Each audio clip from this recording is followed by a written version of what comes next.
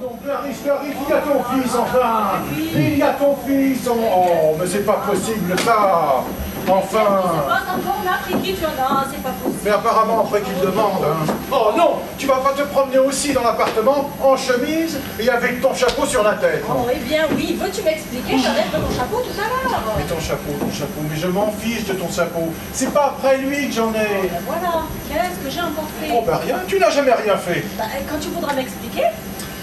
Alors tu trouves normal pour une mère de changer de chemise devant son fils? C'est pour ça que tu me fais cette sortie? Ben évidemment, c'est pour ça. Oh, ben dis donc, j'ai bien cru que j'avais commis un crime, moi. Alors tu trouves ça naturel? Mais Auguste est un enfant, quelle importance ça a. Si tu crois seulement qu'il regarde. Mais il n'y a Puis pas le ça. pauvre petit, une mère, ça ne compte pas. Il n'y a pas à savoir si ça compte ou ça ne compte pas. Ça ne se fait pas. Oh, Voilà. un gamin de 12 ans. Pardon, 13. 12. 13, je te dis, il est là depuis 3 jours. Oh, eh bien oui, 3 jours, ça ne compte pas. Eh ben oui, voilà, rien ne compte avec toi, rien ne compte. Tu crois seulement qu'il sait ce que c'est qu'une femme. Mais en tout cas, ce n'est pas à toi de le lui apprendre. Mais qu'est-ce que c'est que cette manie que tu as de te promener toujours toute nue? Mais où ça, toute nue, chez ma chemise de jour? Mais c'est encore plus indécent. On te voit au travers comme dans du papier calme. Ah voilà où tu vas en venir. Tu voudrais que j'ai des chemises en calicot. Je suis désolée, mon cher. Toutes les femmes de ma condition ont des chemises en limon. Je ne vois pas pourquoi j'aurais les miennes à Madame Paula. Eh ben voilà, allez maintenant, les voilà en mode Apollin, maintenant. C'est vrai ça, mais que diraient les gens?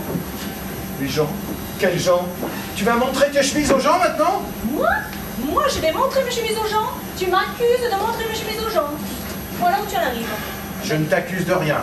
Je te demande simplement, quand ton fils est dans ta chambre, d'avoir la pudeur de ne pas te déshabiller devant lui, c'est tout. Oh, tu en as de l'aplomb, c'est justement ce que j'ai fait. Et puis d'abord, Oh, et puis d'abord, oui. Hein, et puis d'abord, quel besoin as-tu de te mettre en chemise de nuit à 4 heures de l'après-midi? ah tiens, tu en as de bonnes, toi. On voit bien que c'est pas toi qui es allé crever de chaleur au mariage à la petite du chaumier. Et puis tiens, encore une chose. Pour qui a-je été, hein? C'est pas pour moi, c'est pour toi. Car enfin, ce n'est pas moi qui suis le collègue du père à la chambre. Je ne suis pas député, moi, c'est toi. Tu as une de ces façons de me remercier. Oui, bon, d'accord, tu as raison, je reconnais, d'accord. Mais c'est vrai ça. Je veux faire une scène parce que je suis entrée en chemise de jour.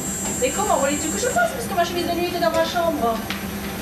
Mais tu n'avais qu'à me la demander, j'étais là, moi je te l'aurais apporté, hein? Ouais? Ben oui. Pareil, tu m'aurais vu toute nue. Oui, mais moi je suis ton mari, enfin. Eh bien lui, quoi, c'est mon fils, c'est ma chair, c'est mon sang.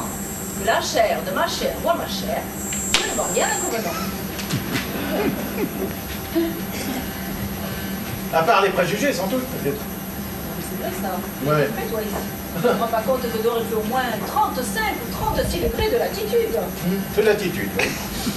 Parfaitement. 36 degrés.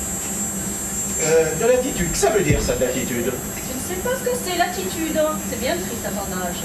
L'attitude. C'est le thermomètre. Ah ben je te demande pardon, j'ignorais, moi, tu vois. Donc, c'est bien la peine d'aller au collège. Hein. Et quand on pense que par 36 degrés de latitude, tu nous imposes d'être encore à Paris, tout ça parce que tu es député. Et que tu ne peux pas quitter la chambre avant la fin de la session. Je te demande un peu comme si la chambre ne pouvait pas se passer de toi. Mais ma chère amie, je ne sais pas si la chambre peut ou non se passer de moi. Ce que je sais, c'est quand on a une fonction, on l'assume. Hein. Ah ben ça serait du joli si sous prétexte qu'individuellement, la chambre n'est pas besoin de chacun de nous, chaque député se mettra à fiche le camp. Il n'y aurait plus qu'à fermer la chambre. Hein. Ah ben l'affaire, c'est toujours quand la chambre est en vacances que le pays est plus tranquille alors. Mais ma chère amie, nous ne sommes pas à la chambre pour que le pays soit tranquille. C'est pas pour ça que nous sommes élus. Hein. Oui, puis enfin bon, on sort de la question. Hein. Je te demande pourquoi tu te promènes en chemise. Tu me réponds en faisant le procès du parlementarisme. Ça n'a aucun rapport. Hein. Je te demande pardon, ça non, parce qu'à cause de ton parlement, nous sommes encore à Paris par 36 degrés de latitude. Quelle mauvaise foi dans la discussion. Hein. Ce n'est pas de la mauvaise foi, mais je suis chez moi dans ma chambre. Vous n'avez pas besoin d'y être. Je ne vous ai pas demandé d'y venir. Alors, si maintenant vous dérangez, vous n'avez qu'à vous en aller. Eh ben voilà. Voilà sa logique. Hein. C'est vrai ça. Me faire une scène parce que je suis en chemise de jour. Mais comment voulais-tu que je fasse? Puisque ma chemise de nuit était dans ma chambre. Mais tu l'avais quand même. Je te le rapportais, j'étais là, moi. Hein? Ah oui. C'est pareil, tu m'aurais vu toute nue. Eh oui, mais moi je suis ton mari, ma grande.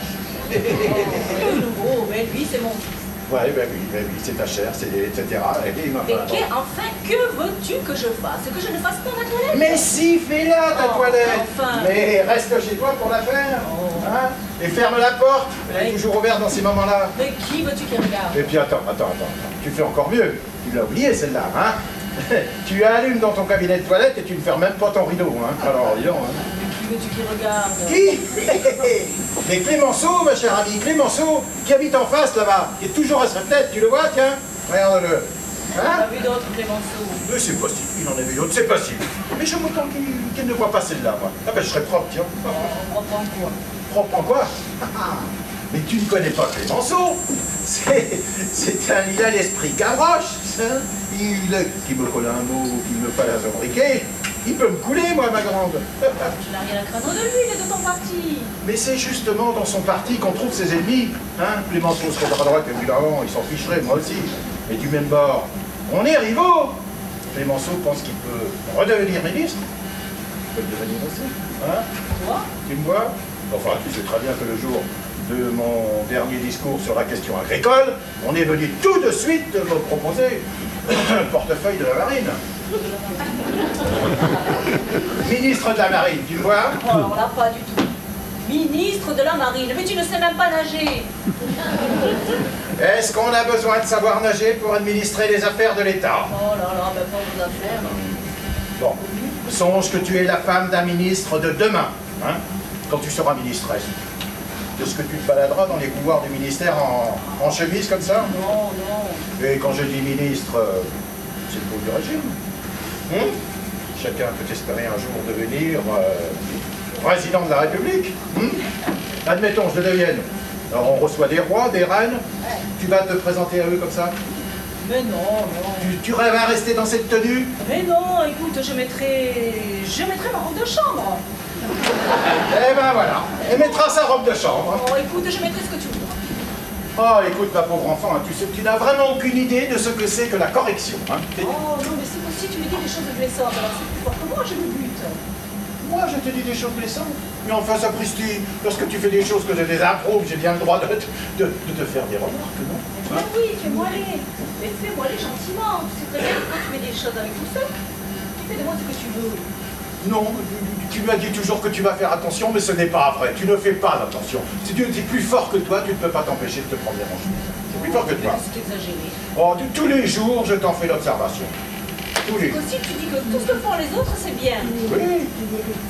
C'est qu'aussi tu mérites. Tout ce que font les autres, c'est bien. Et moi, tout ce que je fais, c'est toujours admirable.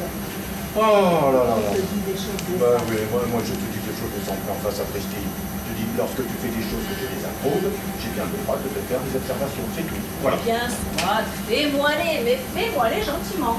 Tu sais très bien que quand tu me parles avec tout ça, tu fais de moi ce que tu veux. Eh bien là, gentiment, tu vois, je te supplie de ne plus te promener en chemise comme tu le fais. Eh bien voilà, dis-moi ça comme ça. Tu sais que j'aime bien t'entendre parler comme ça, moi. Hein? Dis-moi, comment je suis raisonnable quand tu veux. Ben voyons. Eh ben c'est pas facile, hein.